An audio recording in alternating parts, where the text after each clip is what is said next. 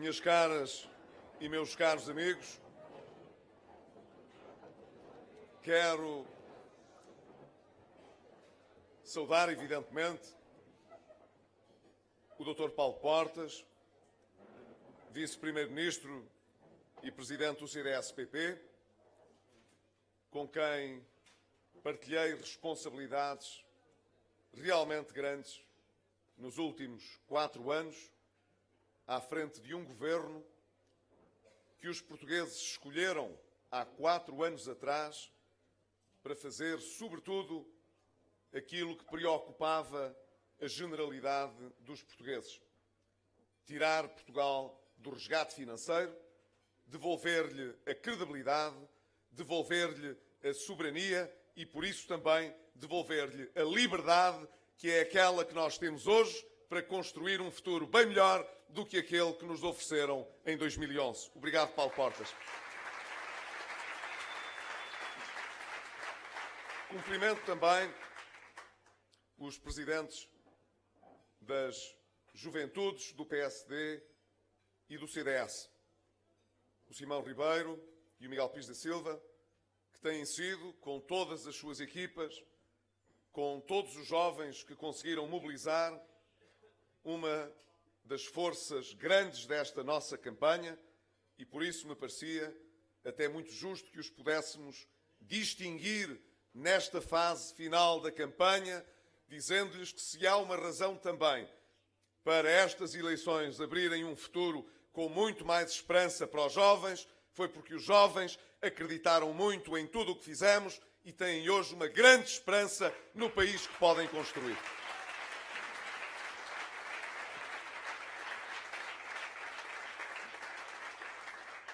Cumprimento também, de uma forma especial, o António Lobo Xavier, que, apesar das condições adversas que o limitam nesta altura, venceu essas adversidades para vir ter connosco e partilhar connosco e com o país não apenas a visão do que aconteceu nestes 4 anos, mas também a gravidade, porque as coisas têm de ser tomadas com a gravitas que as circunstâncias merecem, a gravidade, a importância que as escolhas que vamos fazer nas próximas eleições de domingo terão para o país que estamos a construir.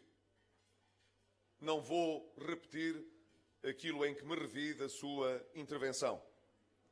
Creio que está muito claro hoje, aos olhos da generalidade dos portugueses, que nós não andámos 4 anos a fazer de conta, não andámos 4 anos a maquilhar as contas, não andámos 4 anos a adiar os problemas, não andámos estes 4 anos a projetar e empurrar com a barriga problemas ainda maiores para o futuro.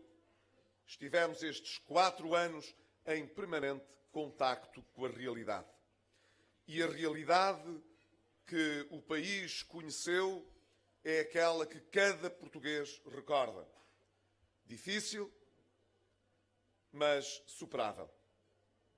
E foi a capacidade de superarmos a realidade que herdámos e vencer os problemas que a falta de visão e de responsabilidade do passado nos colocou à frente, que nos motivou, que nos levou a acreditar que sim, era possível ultrapassar a crise, era possível pormos o nosso país a crescer, era possível criar emprego, era possível ter uma economia mais dinâmica, a olhar mais para o mundo, era possível defender o Estado Social, é possível ter hoje uma democracia mais madura, com alicerces mais sólidos e que, portanto, constitua o chão de uma maior confiança no futuro que temos à nossa frente. Esta foi a realidade destes 4 anos, do que nos empenhamos com todos os portugueses em fazer e sacrificar para poder ter um futuro melhor, e esse futuro já começou, porque o país diferente que queremos construir para o futuro já está a emergir depois da crise que conseguimos vencer. Por isso, António Lobo Xavier, eu estou consigo na sua visão de que o que podemos fazer hoje para Portugal, o que podemos fazer mais hoje por Portugal, resultou da determinação de todos os portugueses, dos portugueses que não têm partido e que não estavam preocupados com a sorte dos partidos nem dos políticos, quiseram mostrar para defender o seu próprio país e construir um futuro melhor, que é aquilo que todos nós queremos.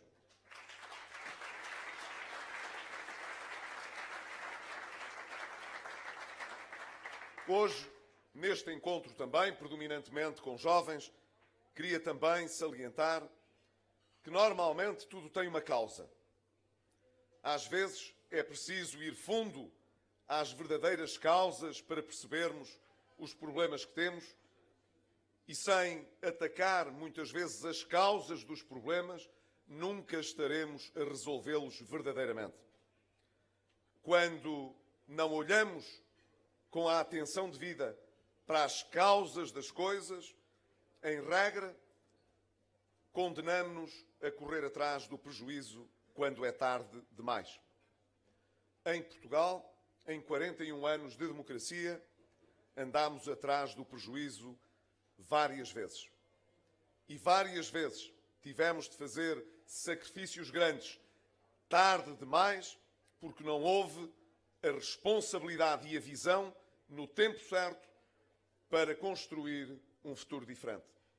O futuro de Portugal joga-se hoje nas eleições de domingo. Segunda-feira é tarde demais para correr atrás do prejuízo.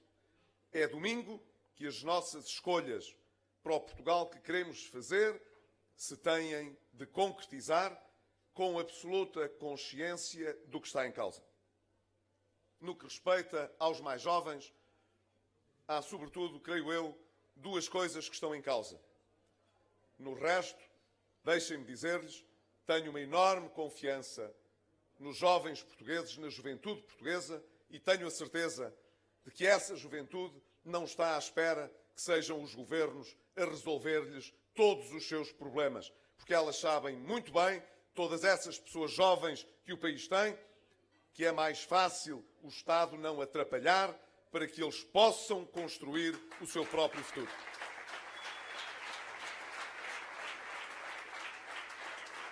Mas há duas coisas que nós temos a obrigação, a clareza de ter bem consciente. A primeira é que dispomos hoje de um indicador muito avançado sobre a pobreza e a desigualdade do futuro. Esse indicador avançado chama-se taxa de abandono escolar precoce e insucesso escolar. Essa é talvez a mais importante dimensão do futuro sobre a qual devemos atuar precocemente. Se há um indicador avançado das desigualdades futuras, esse indicador está assumido nos jovens que normalmente provêm dos agregados familiares mais débeis economicamente, que são as primeiras vítimas do insucesso escolar, a que se segue o abandono escolar precoce, que antecede o desemprego ou o emprego menos qualificado. Já o referi em duas outras ocasiões e hoje quero sublinhá-lo também. Nós temos de atuar enquanto é tempo, preventivamente.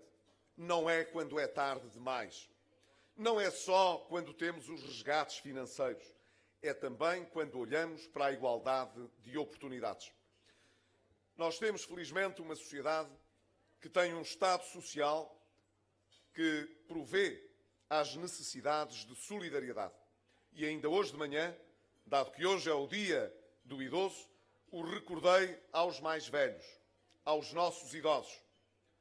Hoje, toda a sociedade faz um esforço grande de solidariedade para quem mais precisa e, normalmente, os nossos mais idosos têm hoje necessidade de uma expressão grande da nossa solidariedade para poderem fugir à pobreza e viverem com dignidade. Mas só é assim hoje porque muito tarde o Estado atuou.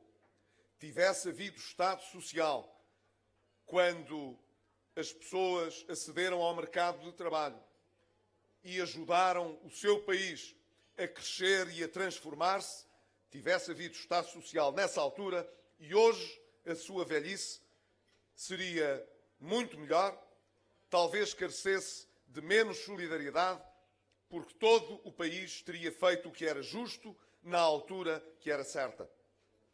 Ora, também em relação aos jovens, nós temos de pensar da mesma maneira. Nós sabemos que gastamos muito dinheiro depois a orientar os mais jovens para as vocacionais que podem ter mais procura no mercado de trabalho, a ajudá-los a completar a formação que não tiveram antes, a vencer e ultrapassar o insucesso que conheceram nos seus primeiros anos. Mas nessa altura já é tarde. O que nós queremos é combater as desigualdades logo que elas se possam manifestar. E elas manifestam-se logo quando os jovens contactam com a rede do pré-escolar ou quando entram para o sistema educativo. E é aí que nós precisamos de ser mais ambiciosos e de centrar os nossos esforços no combate contra as desigualdades. Queria dizer uma segunda área em que é fundamental a nossa intervenção. Tem que ver justamente com aquilo que já foi aqui referido a propósito da dívida pública, da dívida do Estado. Nós sabemos que hoje há um encargo muito pesado que está às costas dos mais jovens.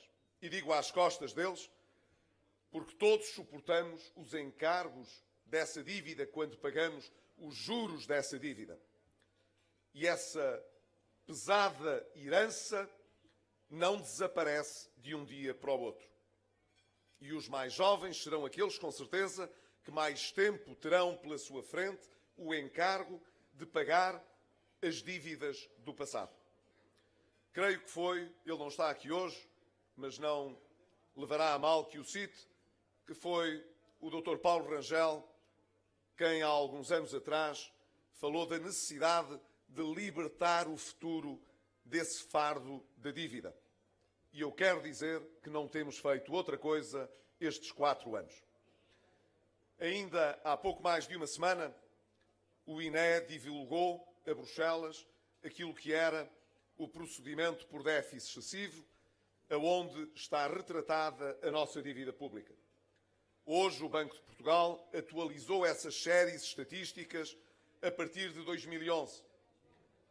Vimos confirmado o que há mais de uma semana soubemos através do INE, que até ao final deste ano a dívida pública portuguesa passará de um valor de cerca de 130% do PIB em dezembro de 2014 para pouco mais de 125% até ao final deste ano.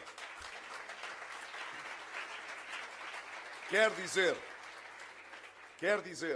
que, não obstante aquilo que foram as reclassificações estatísticas e os efeitos meramente contabilísticos que foram adotados pelas instituições que contabilizam estas matérias e que foram comunicados a Bruxelas, Portugal está a diminuir o rácio da dívida e estará a diminuir a sua dívida também. E como eu já tive a ocasião de dizer, este mês de outubro iremos pagar justamente mais uma fatia, cerca de 5,4 mil milhões de euros, de dívida que foi emitida no tempo de um governo socialista em 2005, há 10 anos atrás.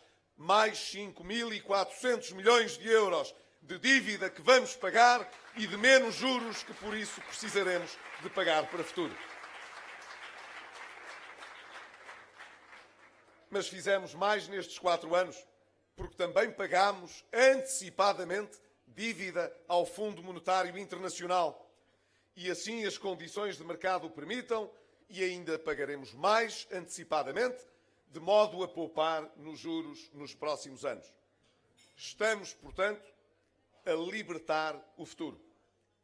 E quando fazemos isso, fazemos uma coisa que em democracia é obrigatório, mas que em qualquer nação, tão antiga como a nossa, devia ser uma permanência.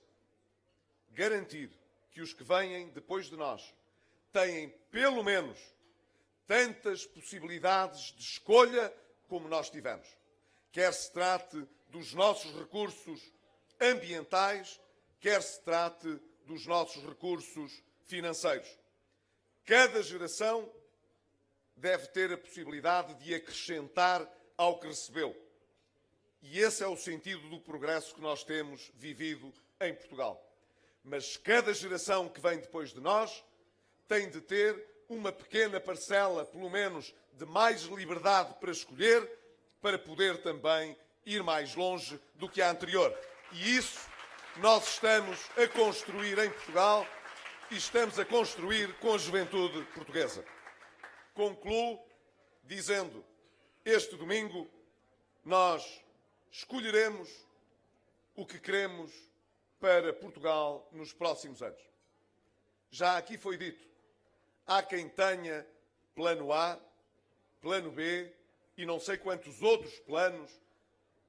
Temos-nos habituado, nesta campanha, a ver realmente os zigue-zagues, a inconstância daqueles que disputam as eleições connosco. Tenho a certeza que os eleitores estão atentos e não deixarão de fazer a sua própria avaliação. Quero apenas sublinhar, no que nos diz respeito, que a coligação tem mantido, desde o início, o mesmo espírito com que iniciou esta maratona, porque é uma autêntica maratona aquela que iniciámos em 2011. Sabemos muito bem qual é a estratégia que temos, qual é o rumo que traçamos e aonde é que queremos chegar. Não nos temos desviado no essencial daquilo que escolhemos fazer. Por isso, me parece razoável que os portugueses possam olhar para a coligação e sentir hoje serenidade e tranquilidade, porque é assim que estamos a olhar para as nossas eleições deste ano. Sabemos que os portugueses irão escolher a olhar também para o seu futuro, a olhar para a circunstância de cada um, mas para aquilo que cada um deseja para o seu país no seu todo. E essa visão não se há de afastar, com certeza, daquela que construímos a cada ano que passou destes 4 anos. É uma mensagem positiva, é uma abordagem construtiva, é um futuro de confiança e de esperança, aquele que construímos em Portugal nestes 4 anos, e assim será, unindo os portugueses e unindo Portugal a partir do próximo domingo. Um abraço. Viva Portugal!